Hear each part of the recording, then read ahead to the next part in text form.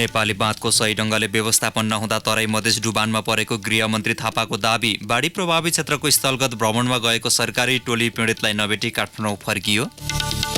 योगदानमा आधारित सामाजिक सुरक्षा योजना कार्यान्वयनमा त्रिपक्षीय फाइदा रहेको सुरक्षा योजनाबाट बाँचुन्जेल निवृत्ति भरण पाइने। नयाँ आर्थिक वर्ष 2076-77 सुरु। आर्थिक वृद्धिको सरकारी लक्ष्य हासिल गर्न संस्थागत सुधार आवश्यक रहेको अर्थविदको भनाई। मुम्बई आक्रमणका प्रमुख योजनाकार मानिएका हाफिज सईद 11 वर्षपछि पाकिस्तानको लाहोरबाट पक्राउ। र विश्वकप फुटबल अन्तर्गत दोस्रो चरणको एसियाली छनौटमा नेपाल, अस्ट्रेलिया र जोर्डन रहेको समूह बीमा, उत्तर र दक्षिण कोरिया समूह एचमा। नमस्कार, कान्तिपुर डायरीका साथमा साथी लक्ष्मी र म बासु। समाचार अब विस्तारमा। गृहमन्त्री रामबहादुर थापाले नेपाली बाँधकै कारण तराई मधेस डुबानमा परेको बताउनु भएको छ। 10 गजा नजिक भारतीय पक्षले एकतर्फी रूपमा बनाएको बाँधका कारण मध्य तराईका अधिकांश जिल्ला डुबानमा परेको भन्दै दीर्घकालीन रूपमा समस्या समाधानको पहल गर्न आग्रह भइरहेका बेला बाढी प्रभावित क्षेत्रमै पुगेर गृहमन्त्री थापाले नेपाली बाँधलाई ठिक ढङ्गले व्यवस्थापन नगरेका कारण डुबानको समस्या बढेको बताउनु भएको हो। सीमामा भारतले बाँधरूपी बाटो बनाएका कारण नेपाली भूभाग डुबानमा परेको खबर आएपछि कूटनीतिक रूपमा भारतसँग कुराकानी गरेको गृहमन्त्री थापाको भनाइ छ। बाढी प्रभावित क्षेत्रको हेलिकप्टरबाट निरीक्षण गरेर काठमाडौँ फर्कने क्रममा जनकपुर विमानस्थलमा सञ्चारकर्मीसँग गृहमन्त्री थापाले भारतको बाँधले डुबान निम्ति आएको नदेखिएको दावी गर्नुभयो। तटबन्धन सही ढङ्गले गर्न सके डुबान रोक्न सकिने उहाँको भनाइ छ। भारततिर चाहिँ जुन यो बाँध रूपी जो बाटो बनेको छ त्यसले गर्दाखेरि यस्तै समस्या आएको छ भन्ने छ। त्यो बिचमा हामीले भारतसित पनि चाहिँ नैतिक रूपमा चाहिँ उनीहरूले त्यहाँ निकास गर्न खोज्ने भन्ने हामीले कुराकानी गऱ्यौँ। तैपनि यहाँ अहिले पछिल्लो हामीलाई आएको जानकारीमा त्यो बाँधभन्दा पनि हाम्रोले यतातिर हामीले ठिक ढङ्गले चाहिँ तटबन्धन गर्न सक्यौँ भने चाहिँ त्यही समस्या समाधान गर्न सक्छ भन्ने पनि कुरा आएको छ। आगामी दिनमा हामी यसलाई ध्यानमा राख्नेछौँ। पूर्व प्रधानमन्त्री माधव कुमार नेपाल र केही मन्त्रीसहित जनकपुर पुगेका गृहमन्त्री थापाले प्राकृतिक प्रकोप व्यवस्थापनका लागि सरकारले छिट्टै प्राधिकरण गठन गर्न लागेको जानकारी दिनुभयो। प्राधिकरण गठनका लागि नियमावली बनिसकेको गृहमन्त्रीको भनाइ छ। यसअघि रौतहटमा बाढी प्रभावित क्षेत्रको निरीक्षणपछि गृहमन्त्री थापाले बाढी प्रभावितको भत्किएको आवासको पुनर्निर्माणमा सरकारले चाँडै कदम चाल्ने आश्वासन दिनुभएको थियो। उद्धारको काम चाहिँ सम्पन्न भइसकेको छ। अब पुनर्निर्माणको चाहिँ प्रक्रिया सुरु भएको छ। अब अहिले हामी उद्धारको पनि राहतको काम पनि कसरी भइरहेछ भन्ने निरीक्षण गर्न आएका हौँ। अब पुनर्निर्माणको दिशातिर चाहिँ अब प्रक्रियालाई हामी अगाडि बढाउँछौँ। वर्षापछिको डुबान र बाढीबाट प्रभावित तराईका विभिन्न जिल्लाको स्थलगत निरीक्षण गर्न भन्दै गएका मन्त्री पूर्व प्रधानमन्त्री सहितको टोली रौतहटमा पीडितलाई नभेटी फर्किएको छ। बाढी प्रभावित क्षेत्र गौरको पुरेनवा स्थित सेनाको गढमा पुगेको टोली स्थानीय प्रशासनसँग क्षति र बाढीको अवस्था बुझेर फर्किएको हो। उनीहरू सवार हेलिकप्टर ल्यान्ड गरेको स्थानबाट बाढी पीडित बसेको स्थान नजिकै पर्छ। पूर्व प्रधानमन्त्री तथा नेकपाका वरिष्ठ नेता माधव कुमार नेपाल, उपप्रधान तथा स्वास्थ्य मन्त्री उपेन्द्र यादव, गृहमन्त्री रामबहादुर थापा, भौतिक पूर्वाधार तथा यातायात मन्त्री रघुवीर महासेठ, ऊर्जा तथा जलस्रोत मन्त्री वर्षमान पुन, विकास समितिका सभापति कल्याणी खड्का, राजपा अध्यक्ष मण्डलका संयोजक अनिल शाह, नेकपाका प्रदेश 2 का संयोजक प्रभु शाह लगायतको टोली बाढी प्रभावित क्षेत्रको स्थलगत भ्रमणमा गएको थियो। टोलीले प्रमुख जिल्ला अधिकारी सहित सरकारवाला निकायका प्रमुखलाई बोलाएर बाढी र डुबानबाट भएको क्षतिको जानकारी र विवरण लिएर फर्किएको हो। नेपाली कांग्रेसका सभापति शेरबहादुर देउबा पनि आज रौतहट पुग्नु भएको छ। उपसभापति विमलेन्द्र निधि पनि हिजै बाढी प्रभावित क्षेत्रमा पुग्नु भएको थियो। हवाई जहाजबाट सिमरा हुँदै प्रभावित क्षेत्र पुगेका सभापति देउबाले भोलि महोत्तरी र धनुषाको बाढी प्रभावित क्षेत्र निरीक्षण गर्ने तयारी छ। उहाँले बागमतीले कटान गरेको क्षेत्र निरीक्षण गर्नुभयो। गढीमाईको लक्ष्मीपुरका केहीलाई बाटोमै भेटेका देउबाले दुर्गा भगवती गाउँपालिकाका अध्यक्ष अरुण शाहको घर पुगे पनि 100 मिटरमा नजिकै बसेका करिब 200 परिवार विस्थापितलाई भने भेट्नु भएन। बडहरुवामा बाँध हेर्न पुगेका देउबाले त्यहाँ त्रिपाल टाँगेर बसेका 200 घर परिवार मध्ये केहीसँग पनि कुराकानी गर्नुभएको थियो। देउबाले बाढी प्रभावित क्षेत्रमा भ्रमण गर्ने क्रममा भारतीय नम्बर प्लेटका दर्जनौं गाडीले पछ्याएका थिए।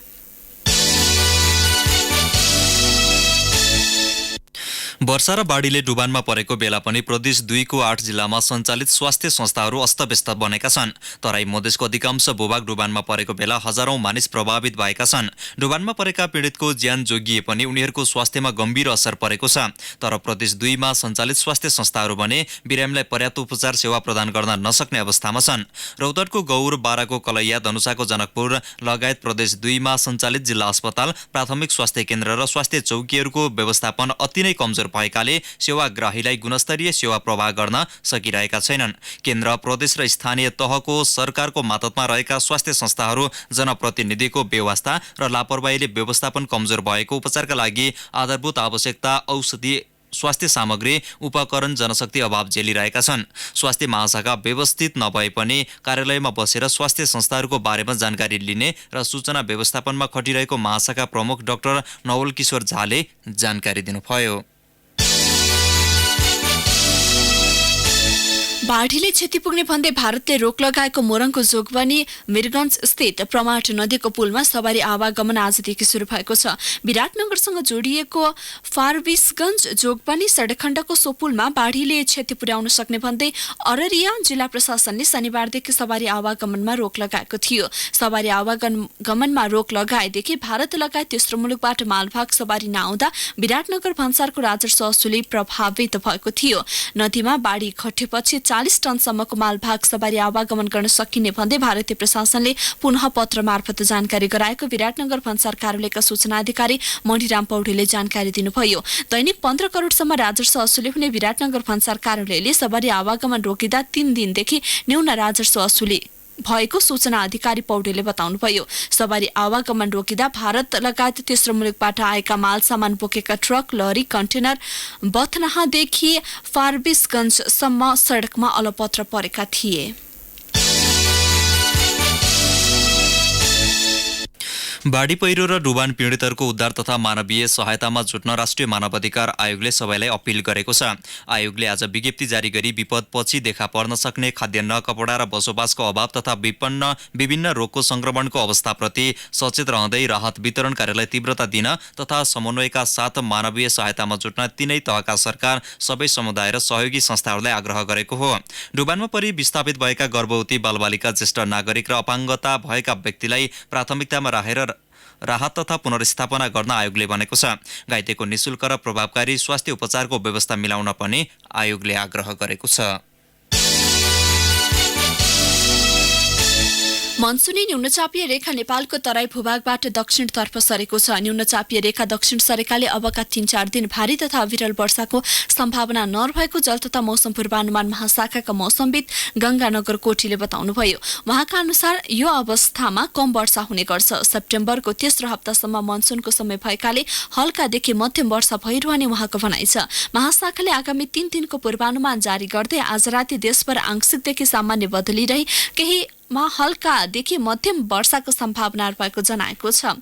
भोलि देशैभर आंशिक बदली रही देशका 1-2 स्थानमा भारी वर्षाको सम्भावना रहेको मौसम पूर्वानुमान महाशाखाले जनाएको छ। त्यस्तै शुक्रबार देशभर आंशिकदेखि सामान्य बदली रही केही स्थानमा हल्कादेखि मध्यम वर्षाको सम्भावना रहेको बताइएको छ। यसैगरी महाशाखाले आगामी 24 घण्टामा देशका पहाडी तथा तराईका 1-2 स्थानमा भारी वर्षाको सम्भावना भएकाले सचेत रहन आग्रह गरेको छ। भारी वर्षाका कारणले गर्दा देशको पहाडी भूभागमा पहिरो जान सक्ने तथा तराईमा बग्ने नदीमा जलको बहाव र स्तर हल्का बढ्न सक्ने सम्भावना भएको महाशाखाको भनाइ छ। कान्तिपुर डायरीमा अब ब्रेकको पालो। अब बाँकी प्रसंग योगदानमा आधारित सामाजिक सुरक्षा योजना आजबाट औपचारिक रूपमा कार्यान्वयनमा आएको छ। सामाजिक सुरक्षा कोषको कार्यालयले विज्ञप्ति जारी गर्दै आजबाट औपचारिक रूपमा योगदानमा आधारित सामाजिक सुरक्षा योजना कार्यान्वयनमा आएको जनाएको हो। सो योजनामा सूचीकृत हुन बाँकी रहेका सबै रोजगारदाता तथा योगदानकर्तालाई आगामी असोज मसान्तसम्ममा सूचीकृत हुन कोषले निर्देशन दिएको छ। सो योजनाको 8 महिना अघि गत वर्षको मङ्सिर 11 गते प्रधानमन्त्री केपी शर्मा ओलीले शुभारम्भ गर्नुभएको थियो। शुभारम्भको 7.5 महिनापछि योगदानमा आधारित सामाजिक सुरक्षा योजना कार्यान्वयनमा आएको सरकारले घोषणा गरेको हो। सामाजिक सुरक्षा योजना कार्यक्रम के हो र यसबाट श्रमिकले कसरी लाभ लिन सक्छन् भनी हामीले सामाजिक सुरक्षा कोषकी निर्देशक रमा भट्टराईसँग कुराकानी गरेका छौँ। जसले योगदान गर्छ उसलाई सामाजिक सुरक्षाको कार्यक्रम प्रदान गर्ने हो। अहिलेलाई चाहिँ सङ्गठित क्षेत्रका श्रमिकहरूलाई रोजगारदाताहरू मार्फत सामाजिक सुरक्षा कोषमा सूचीकृत गर्ने, उहाँहरूबाट 14% अमाउन्ट अहिले त हामीले 31% भनेको छौँ, जुन चाहिँ रोजगारदाताबाट 20% र श्रमिकबाट 11% गरी 31% रकम यहाँ जम्मा गरेपछि हामीले 4 प्रकारका सुविधाहरू उहाँहरूलाई दिन्छौँ। त्यो 4 प्रकारको सुविधामा चाहिँ भनौँ न औषधि उपचार तथा स्वास्थ्य मातृत्व सुरक्षा योजना भन्ने छ, अर्को चाहिँ राष्ट्रिय परिवार सुरक्षा योजना भन्ने छ, अर्को दुर्घटना तथा असक्तता सुरक्षा योजना र वृद्ध अवस्था सुरक्षा योजना। त्यसरी योगदान गर्ने श्रमिकहरूलाई यी 4 प्रकारका योजनाहरूमा समावेश गर्ने। सामाजिक सुरक्षा योजनामा चाहिँ कसरी सहभागी हुन सकिन्छ?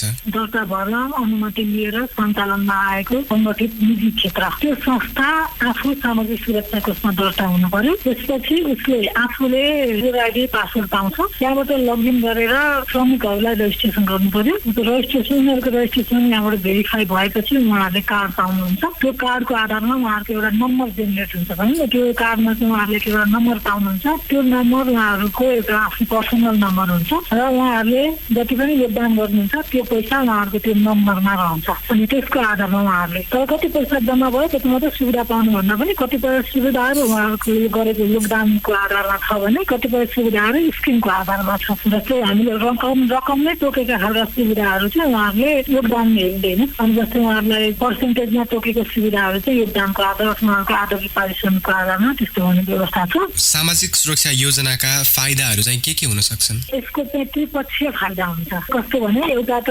देशको लागि राष्ट्रिय समृद्धि होइन, कोही पनि व्यक्ति चाहिँ असुरक्षित भएर मृत्युवरण गर्न नपरोस्, खानु नपाउने लाउनु नपाउने अवस्था नहोस्, निम्न स्तरको श्रमिक पनि उसको चाहिँ भविष्य सुरक्षित होस्। समृद्ध नेपाल सुखी नेपाली भन्ने नारालाई चाहिँ साकार पार्नलाई नै यो एउटा महत्त्वपूर्ण कदम हो।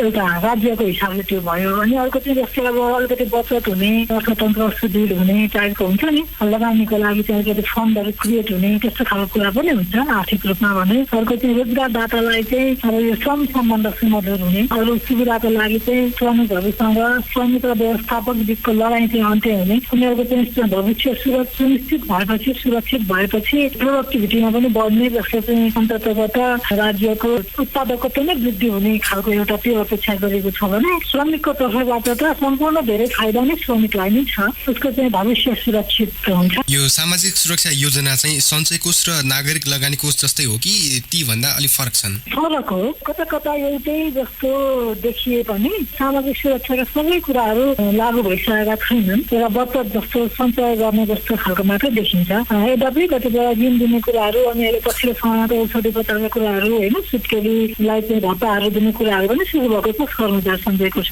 तर त्योभन्दा यो चाहिँ अलिकति बृहत हो। यसको सबैभन्दा मुख्य आकर्षण भनेको निवृत्ति भरै हो। अनि त्यहाँपछि अशक्त भएको अवस्थामा र योगदानकर्ताको मृत्यु भएको अवस्थामा यसले गर्ने सुविधाहरू अनलिमिटेड हुन्छ।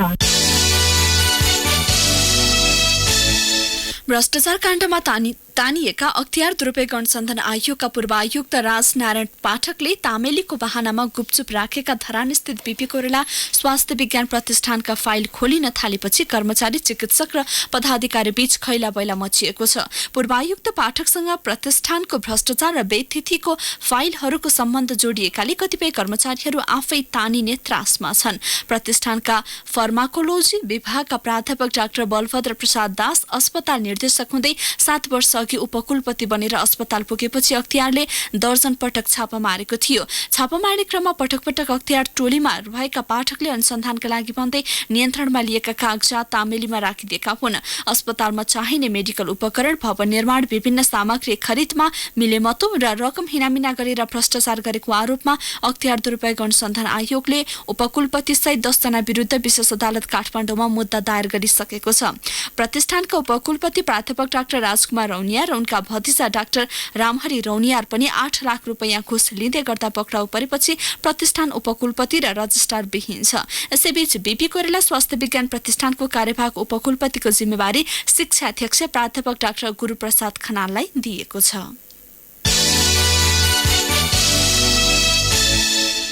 राष्ट्रिय सतर्कता केन्द्रले गत आर्थिक वर्षमा 2565 कर्मचारीलाई कारबाहीका लागि सिफारिस गरेको छ। समय पालना नगर्ने 1961 र तोकिएको पोसाक नलगाउने 604 जनालाई कारबाहीका लागि सिफारिस गरेको केन्द्रका सूचना अधिकारी डालनाथ अर्यालले जानकारी दिनुभयो। केन्द्रले गत आर्थिक वर्षमा 52 जिल्लाका 980 कार्यालयमा अनुगमन गरेको थियो। यस्तै 940 कार्यालयमा नागरिक बडापत्र नराखिएको र राखिए पनि नदेखिने गरी राखिएको पाइएको छ।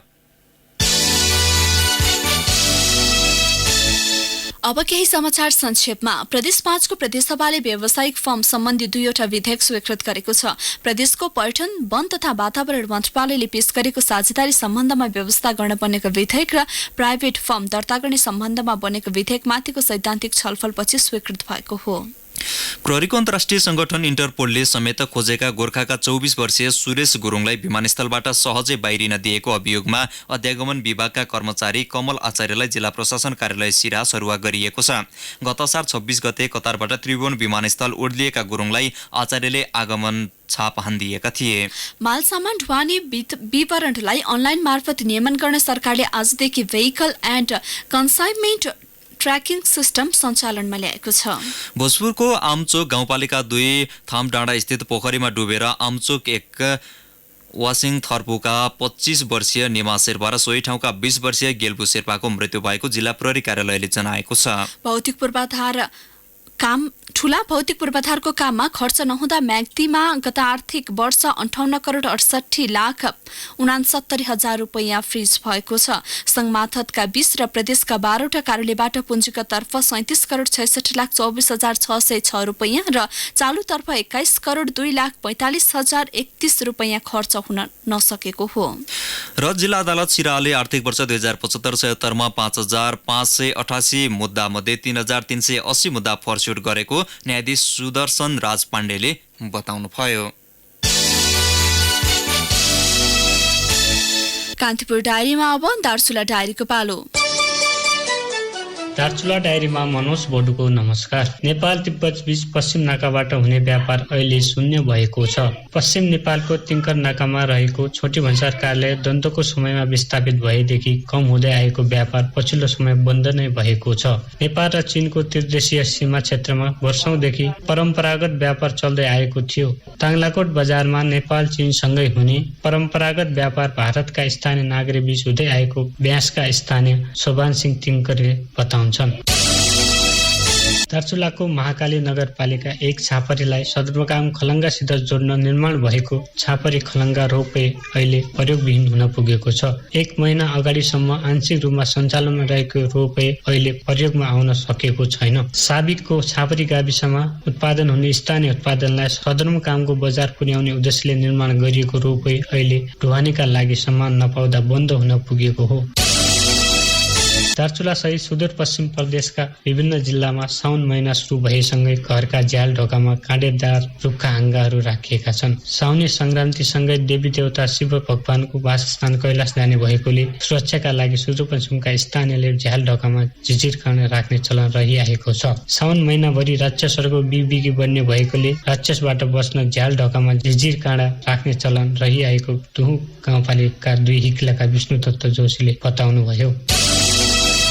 जिल्ला प्रहरी कार्यालयले दार्चुलाका 3 सवारी चालकलाई सम्मान गरेको छ। विभिन्न सूचकका आधारमा जिल्लाका 3 जना असल सवारी चालक छनौट गरी सम्मान गरिएको दार्चुलाका डीएसपी दिपेन्द्र साईले बताउनुभयो। महाकाली यातायात प्रणालीका जीप चालक खेमराज जोशी, सुदूरपश्चिम चमेली यातायात प्रणालीका दिलेन्द्र सिंह धामी र दार्चुला यातायात प्रणालीका महादेव खत्रीलाई सम्मान गरिएको हो। हवस् त दार्चुला डायरी अहिले यही सकिन्छ। मनोज बोडुलाई बिदा दिनुहोस्। नमस्कार। दार्चुला डायरीपछि कान्तिपुर डायरीमा पुनः ब्रेकको पालो। अब आर्थिक प्रसङ्ग। नयाँ आर्थिक वर्ष 2076-77 सुरु भएसँगै नयाँ बजेट कार्यान्वयनमा आएको छ। सरकारले पूर्वाधार विकास, ऊर्जा, शिक्षा र स्वास्थ्य जस्ता क्षेत्रलाई प्राथमिकतामा राखी 15 खर्ब 32 अर्ब 96 करोड 71 लाख रुपियाँ बराबरको बजेट संघीय संसदबाट पारित गरी कार्यान्वयनमा ल्याएको हो। प्रधानमन्त्री स्वरोजगार कार्यक्रम, कृषि आधुनिकीकरण परियोजना, वृद्ध भत्ता वृत्ति, वृद्धि जस्ता सामाजिक सुरक्षाका महत्त्वाकांक्षी कार्यक्रम सरकारले बजेटमा समावेश गरेको छ। सरकारले यो आर्थिक वर्षलाई पूर्ण बजेट कार्यान्वयन वर्षको रूपमा समेत लिएको छ। 8% आर्थिक वृद्धिको लक्ष्य समेत बजेटले राखेको छ। बजेट कार्यान्वयन मार्फत यो वर्ष सरकारले 5 लाख जनालाई रोजगारीमा संलग्न गराउने लक्ष्य लिएको छ। अघिल्लो आर्थिक वर्षको बजेट कार्यान्वयन भने निराशाजनक रह्यो। यस्तो अवस्थामा चालु वर्ष मुलुकको समग्र अर्थतन्त्र कस्तो होला भनी हामीले पूर्व अर्थ सचिव रामेश्वर खनाललाई सोधेका छौँ। ऊर्जामा हामी चाहिँ करिब करिब लोड सेडिङ चाहिँ पुरै अन्त्य हुन्छ, माथिल्लो ठाउँमा कृषि सम्पन्न हुन्छ। हवाई क्षेत्रमा लुम्बिनी विमानस्थल र पोखरा विमानस्थल दुवै करिब करिब सञ्चालनमा आउँछन्। यी भनेका ठुला आयोजनाहरू हुन्। त्यसै गरी अब यही क्षेत्रबाट पनि तपाईँ हेर्ने हो भने सिमेन्ट र होटेलमा ठुला होटेल र सिमेन्ट उद्योगहरू यो आर्थिक वर्षमा सम्पन्न भएर सञ्चालनमा आउने देखिन्छ। गर्दाखेरि चाहिँ एक किसिमले अब सरकारले पनि उच्च आर्थिक वृद्धिको लक्ष्य राखेको छ। त्यसलाई पनि सहयोग पुग्ने गरी आर्थिक गतिविधिहरू उत्पादनमूलक क्षेत्रमा, रोजगारमूलक क्षेत्रमा चाहिँ आर्थिक गतिविधि विस्तार हुने सम्भावना देख्छु मैले। नेकपाले चाहिँ आफ्नो चुनावी घोषणा पत्रमा समावेश भएका पनि महत्त्वाकांक्षी योजनाहरूलाई पनि आधार बनाएर अहिलेको बजेट आएको छ पनि भनिएको छ। अनि स्थायी सरकार गठन भएको छ र अघिल्लो वर्षलाई चाहिँ हामीले नीति निर्माणको लागि मात्रै प्रयोग गरौँ, अब भने काम हुन्छ भनिरहेको अवस्थामा समग्र अर्थतन्त्रको सुधारका लागि चाहिँ कस्तो खालको कदम चाल्नुपर्ने देख्नुहुन्छ? एउटा कुरा सत्य के हो भने गएको आर्थिक वर्षमा केही कानुनी सुधारहरू चाहिँ भएका हुन्। अब यो चालु आर्थिक वर्षमा गर्नुपर्ने भनेकै नै नेपाल सरकारको सार्वजनिक प्रशासन, विकास प्रशासन हो। सार्वजनिक प्रशासन भनेकै विकास प्रशासन हो। विकास प्रशासन भनेपछि यो आयोजना व्यवस्थापन, संस्थागत क्षमता, यी कुराहरूमा सुधार गर्न सरकारले ध्यान दियो र सुशासनको अनुभूति दिलाउन सक्यो भने निजी क्षेत्रले लगानी गर्छ। सरकारी आयोजना पनि सम्पन्न हुने, निजी क्षेत्रले पनि तीव्र गतिले लगानी गर्ने हो भने आर्थिक विकासको गति तीव्र हुन जान्छ। त्यसकारणले सरकारले आजदेखि नै संस्थागत क्षमता सुधार गर्नको निमित्त कहाँ समस्याहरू छन्। पहिलो समस्या भनेको त हामीले सही मान्छेलाई सही ठाउँमा खटाउँदैन। दोस्रो, कतिपय निकायहरूमा अन्तर्विरोध छ, समन्वय छैन। सरकारी निकायहरूले गर्ने काम एउटै निकायले मात्रै सम्पन्न गर्नु सक्दैन, विभिन्न निकायले सहयोग गर्नुपर्ने हुन्छ। त्यो सहयोग दिने प्रवृत्ति र सहयोग प्राप्त गर्ने क्षमता सरकारी निकायहरूमा छैन। तेस्रो, समष्टिगत रूपमा अहिले अन्तर्राष्ट्रिय स्तरबाट नेपालमा लगानी त्यति उच्च स्तरमा आउन सकेन। किन सकेन भने एउटा त संस्थागत क्षमता नै सरकारको छैन, सरकारी निकायहरूले राम्रोसँग काम गर्दैनन्, सहयोग गर्दैनन् भन्ने धारणा छ। दोस्रो, नेपालको बाह्य क्षेत्र अलिकति कमजोर हुन गएको हुनाले लगानी केही गरी गरिहाल्यौँ भने पनि भोलि गएर प्रतिफल लैजान पाइँदैन कि ब्याज, लाभांश, सेयरको रकम लैजान पाइँदैन भन्ने शङ्काको आधारमा मान्छेहरू अलिकति हत्या छन्। त्यसकारणले सरकारले बाह्य क्षेत्र अलिकति बलियो बनाउनु पर्यो र अन्तर्राष्ट्रिय लगानीकर्तालाई, बाह्य लगानीकर्तालाई, विदेशी लगानीकर्तालाई तपाईँको लगानी हामीले मुखले मात्रै सुरक्षित भनेको होइन कि वास्तवमा व्यवहारमा पनि सुरक्षित गराएर देखाउँछौँ भनेर विगतमा लगानी भएका कुराहरूको उदाहरण समेत दिएर अलिकति अन्तर्राष्ट्रिय स्तरमा नेपालको छविलाई चाहिँ उच्च पार्नुपर्छ। धितोपत्र बजारमा आज दोहोरो अङ्कले सुधार आएको छ। बजार परिसूचक नेप्से आज 15.85 अङ्कले बढेर 1274.86 अङ्कमा पुगेको छ। नेप्से उकालो लागेसँगै कारोबार रकममा पनि हिजोको तुलनामा 8 करोड रुपैयाँले वृद्धि भएको छ। नेप्सेमा आज कारोबार भएका होटल र वित्त कम्पनी समूहका बाहेक सबै कम्पनी समूहको उपसूचक बढेकाले समग्र नेप्से उकालो लागेको हो। सबैभन्दा बढी निर्जीवन बीमा कम्पनीको उपसूचक 55.2 अङ्कले बढेको छ। जीवन बीमा कम्पनी समूह उपसूचक 49.69, उत्पादकमूलक समूहको 35.28 र विकास बैंक समूहको 27.35 अङ्कले बढेको छ। नेप्सेमा आज कुल 167 कम्पनीका 5,387 कारोबारबाट 13,75,190 किता शेयर किनबेच भए, जस अन्तर्गत 42 करोड 76,43 हजार रुपैयाँ बराबरको कारोबार भएको नेपाल स्टक एक्सचेन्जले जनाएको छ। अब अन्तर्राष्ट्रिय प्रसङ्ग। मुम्बई आक्रमणका प्रमुख योजनाकार मानिएका हाफिज सईद 11 वर्षपछि पाकिस्तानको लाहोरबाट पक्राउ परेका छन्। पाकिस्तानको पन्जाब प्रान्तको आतंकवाद निरोधी विभागमा आफ्नो जमानतको प्रक्रियाका लागि पुगेका हाफिजलाई पाकिस्तान सरकारले नियन्त्रणमा लिएको हो।